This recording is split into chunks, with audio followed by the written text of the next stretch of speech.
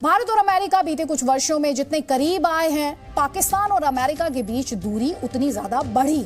लेकिन इस्लामाबाद पर कड़ा रुख रखने वाला अमेरिका अचानक बदला बदला सा नजर आ रहा है। यूएस प्रेसिडेंट जो बाइडेन ने पाकिस्तान को F-16 लड़ाकू विमान से जुड़े उपकरण देने का फैसला किया है। पाकिस्तान के पास इस समय करीब 85 F-16 लड़ाकू विमान हैं। मीडिया रिपोर्ट्स के मुताबिक इनमें से ज्यादातर विमान उड़ने की हालत में नहीं है, और ऐसा इसलिए है क्योंकि पाकिस्तान को अमेरिका से F-16 से जुड़े रक्षा उपकरण नहीं मिल रहे थे। लेकिन बाइडेन एडमिनिस्ट्रेशन के फैसले के बाद अब पाकिस्तान को नया जीवन दान मिलने जा रहा है। अमेरिका ने पाकिस्तान पर अचानक ये मेहरबानी क्यों दिखाई और ये भारत के लिए कितनी बड़ी चुनौती है, इस रिपोर्ट में देखिए आप।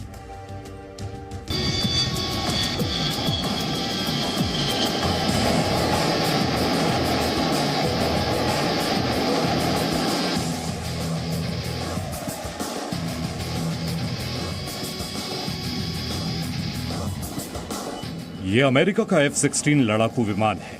दुनिया के सबसे ताकतवर फाइटर जेट में से एक F-16 पाकिस्तान के पास भी है। और भारत के लिए खतरे की बात यह है कि अमेरिका ने पाकिस्तान को F-16 से जुड़े उपकरण खरीदने के लिए 35 अरब रुपए के सौदे की मंजूरी दी है।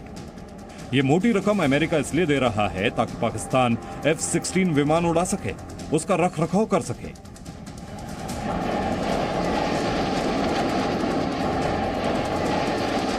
अब सवाल यह है कि जिस अमेरिका को पाकिस्तान खटकने लगा था, वो अचानक उस पर मेहरबान क्यों हुआ?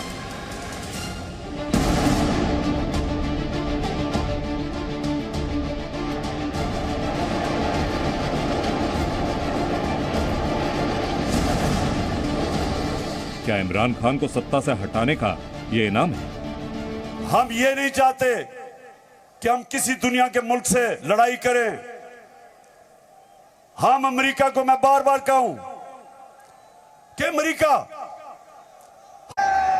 हम दोस्ती चाहते हैं, लेकिन हम किसी सूरत आपकी गुलामी नहीं चाहते। हम अपनी जमीन नहीं इस्तेमाल होने देना चाहते किसी और लड़ाई के अंदर। क्या पाकिस्तान को जवाहिरी की मौत का इनाम मिला है? 3, 2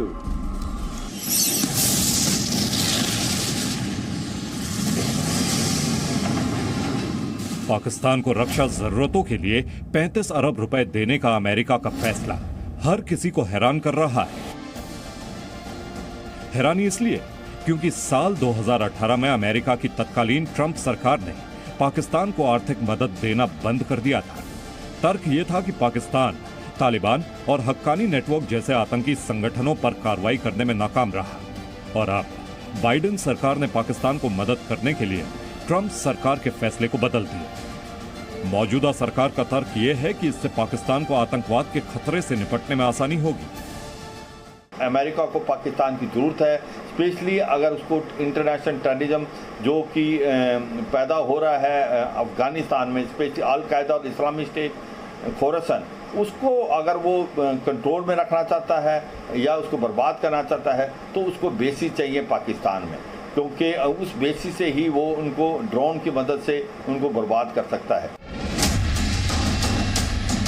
पाकिस्तान में जब से शहबाज शरीफ की सरकार बनी है, अमेरिका का रुख बदलने लगा है।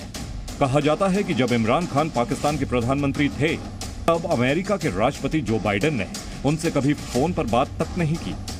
वहीं रूस और यूक्रेन वॉर के बीच पाकिस्तान के तत्कालीन प्रधानमंत्री इमरान खान जब मॉस्को गए, उसके बाद तो वॉशिंगटन DC और इस्लामाबाद में तनाव और बढ़ गया। कुछ ही समय बाद इमरान खान की कुर्सी चली गई और नवाज शरीफ के भाई शहबाज शरीफ पाकिस्तान के नए प्रधानमंत्री बन गए। इमरान खान ने आरोप लगाया कि उन्हें सत्ता से हटाने और इस्लामाबाद में शरीफ सरकार बनाने के पीछे अमेरिका का हाथ है। इमरान खान अपनी रैलियों में पाकिस्तान की मौजूदा सरकार को चोर और अमेरिका का गुलाम कहकर संबोधित करते हैं। लेकिन हम किसी सूरत अपनी आजादी के ऊपर सौदा कभी नहीं करेंगे। मेरे साथ हो पिशावर, साथ हो मेरे। तो फिर से जाते हुए आखिरी बात, आप सब ने तैयार रहना है। मैं आपको कॉल दूंगा इस्लामाबाद की, और वो कॉल होगी इस मुल्क को इन चोरों से आजाद करने के लिए। पाकिस्तान जिंदाबाद। अमेरिका ने पाकिस्तान को पहली बार साल 1981 में F-16 लड़ाकू विमान दिया था। उस वक्त पाकिस्तान ने 40 F-16 लड़ाकू विमान का ऑर्डर दिया था, लेकिन उसे 28 F-16 मिले थे।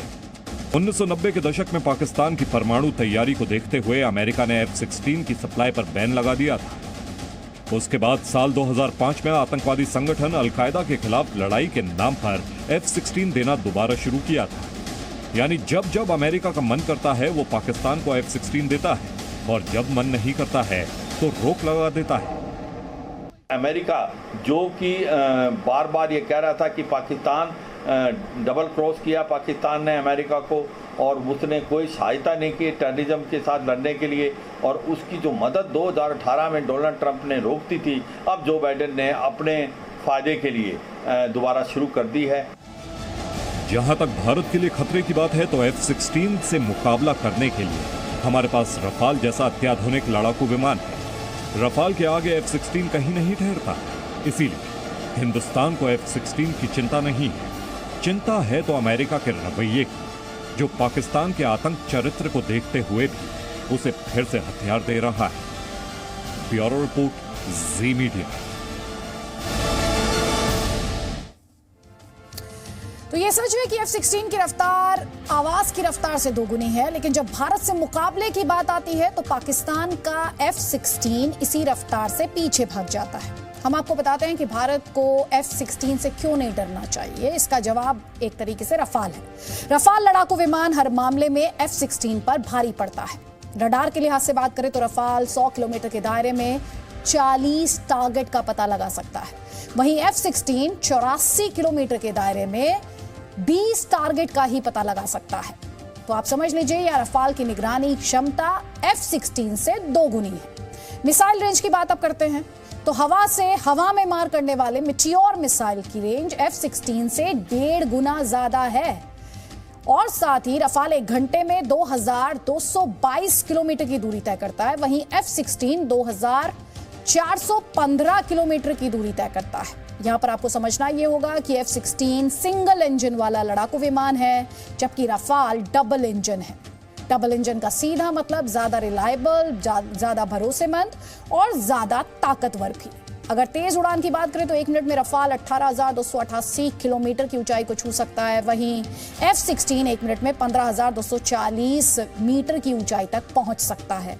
तो यानी इस पैमाने पर भी बात की जाए तो रफाल F-16 पर भारी पड़ता है। ध्यान देने वाली बात यह भी है कि F-16 की पहली उड़ान 1974 में हुई थी, उसमें 70 के दशक की तकनीक है। रफाल की पहली उड़ान की बात करें तो 1986 में, यानी इसमें 80s के दशक की तकनीक। दोनों विमानों में समय समय पर बदलाव हुए हैं, मॉडिफिकेशंस हुए हैं, लेकिन रफाल का पलड़ा ज्यादा भारी है और इसे आप भारत के लिहाज से अच्छी खबर कह सकते हैं। इसमें ऐसी तकनीक है जो 5th जनरेशन के विमानों में पाई जाती है।